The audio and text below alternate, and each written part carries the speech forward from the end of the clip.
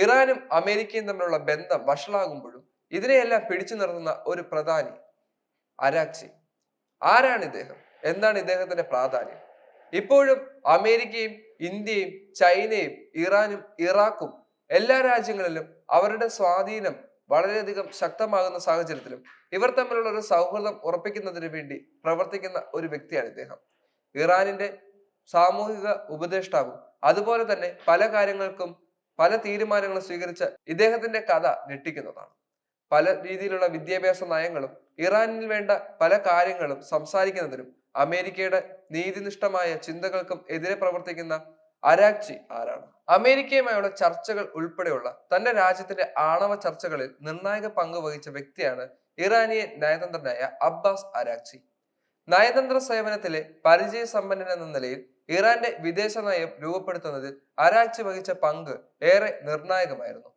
പ്രത്യേകിച്ച് ആണവ കരാറുകളും അന്താരാഷ്ട്ര ബന്ധങ്ങളുമായി ബന്ധപ്പെട്ട കാര്യങ്ങളിൽ. ഇറാന്റെ വിദേശകാര്യ മന്ത്രാലയത്തിൽ വിവിധ സ്ഥാനങ്ങൾ വഹിച്ചിട്ടുള്ള അദ്ദേഹം അന്താരാഷ്ട്ര ബന്ധങ്ങളിലും ആണവ നയതന്ത്രത്തിലും തന്റെ വൈവിധ്യം പ്രകടമാക്കിയിട്ടുണ്ട്. ഇറാന്റെ ആണവ പദ്ധതിയെ ചുറ്റിപ്പറ്റിയുള്ള സങ്കീർണമായ ചർച്ചകളിലും അരാക്ചിയുടെ പങ്കിനെപ്പറ്റി പറയാതിരിക്കാൻ വയ്യ. സമാധാനപരമായ ആണവോർജത്തിനുള്ള ഇറാന്റെ അവകാശത്തെ പറ്റി അദ്ദേഹം നിരന്തരം ഊന്നി പറയുകയും ചെയ്തിട്ടുണ്ട്. ആണവ വിഷയങ്ങളിൽ അന്താരാഷ്ട്ര സമൂഹവുമായി സഹകരിക്കാൻ ഇറാൻ തയ്യാറാകണമെന്നും എന്നാൽ സമ്മർദ്ദത്തിനോ ഉപരോധത്തിനോ വിധേയമായ ചർച്ചകൾ നടത്തില്ലെന്നും അരാക്ചി സമീപ വർഷങ്ങളിൽ ആവർത്തിച്ചു പറയുന്നു. ആരുടെ സമ്മർദ്ദത്തിന് ഇറാൻ മുതിരില്ലെന്നും അത്തരം ഭീഷണികളുമായി രാജ്യത്ത് കാലുകുത്തിയാൽ രാജ്യം ശക്തമായി പ്രതികരിക്കുമെന്നും അരാക്ചി മുന്നറിയിപ്പ് നൽകിയിട്ടുമുണ്ട്. 1962 ഡിസംബർ 5 ഇസ്ഫഹാനിലെ ഒരു പ്രമുഖ പേർഷ്യൻ വ്യാപാരി കുടുംബത്തിൽ ജനിച്ച അരാക്ചി കൗമാരപ്രായത്തിൽ 1979 ഇസ്ലാമിക വിപ്ലവത്തിൽ ചേരുകയും ഇറാൻ ഇറാഖ് യുദ്ധത്തിൽ പങ്കെടുക്കുകയും ചെയ്തിരുന്ന പോരാളി കൂടിയാണ്. വിദേശകാര്യ മന്ത്രാലയവുമായി അഫിലിയേറ്റഡ് ചെയ്തിട്ടുള്ള സ്കൂൾ ഓഫ് ഇന്റർനാഷണൽ റിലേഷൻസിൽ നിന്നും ഇന്റർനാഷണൽ റിലേഷൻസിൽ ബിരുദം നേടിയ അദ്ദേഹം സെൻട്രൽ ടെഹ്റാൻ ബ്രാഞ്ചിലെ ഇസ്ലാമിക് ആസാദ് യൂണിവേഴ്സിറ്റിയിൽ നിന്നും പൊളിറ്റിക്സിൽ ബിരുദാനന്തര ബിരുദം നേടുകയും ചെയ്തു. കൂടാതെ കെൻ സർവകലാശാലയിൽ നിന്നും പൊളിറ്റിക്കൽ തിങ്കിങ്ങിൽ PhD കരസ്ഥമാക്കി. 1989 അദ്ദേഹം വിദേശകാര്യ മന്ത്രാലയത്തിൽ പ്രവേശിച്ച് വിവിധ പദ്ധതികൾ വഹിച്ചു. രാഷ്ട്രീയകാര്യ ഉപമന്ത്രി, നിയമ അന്താരാഷ്ട്ര കാര്യ ഉപമന്ത്രി, വിദേശകാര്യ മന്ത്രാലയത്തിന്റെ വക്താവ്, ജപ്പാനിലെ അംബാസിഡർ, ഫിൻലാൻഡ്, എസ്റ്റോണിയ എന്നിവിടങ്ങളിലെ അംബാസിഡർ തുടങ്ങിയ നിലയിലൊക്കെ പ്രവർത്തിച്ച വ്യക്തിയാണ് അദ്ദേഹം.